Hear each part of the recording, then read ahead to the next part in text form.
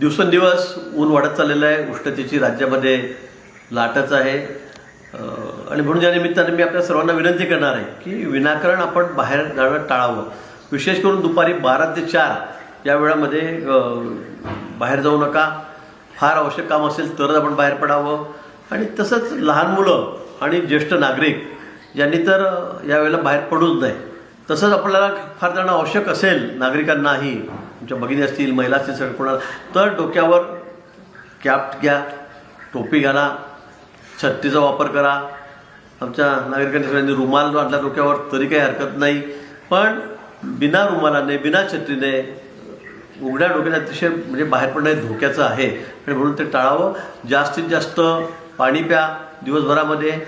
गरज असेल तर ORS सुद्धा घेतली तर अधिक चांगलं त्या ठिकाणी होईल.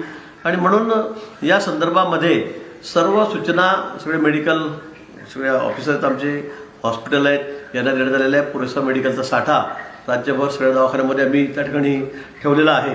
आणि विशेष करून मेळावे जे आहेत, मोर्चे जे आहेत, ते यावेळी टाळावेत. कामगारांचे असतील, शेतकऱ्यांचे असतील, कुठे राजकीय असतील, मला वाटतं अशा वेळी इतक्या उन्हामध्ये सगळ्यांनी या ठिकाणी हे मोर्चे टाळलेच पाहिजेत. पण फार आवश्यक असेल तर संध्याकाळी घ्या, 5 वाजेनंतर, 5:30 वाजेनंतर.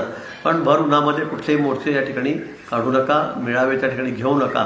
त्याचबरोबर दुचाकीवर, मोटरसायकलवर आपण जातो, स्कूटीवर जातो, ते जाणं बहुतेक टाळावं.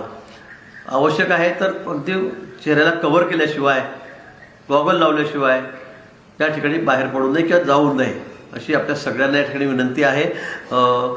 उष्णतेची लाट मला वाटतं अजून 3-4 दिवसामध्ये येण्याची शक्यता हवामान खात्याने वर्तवलेली आहे.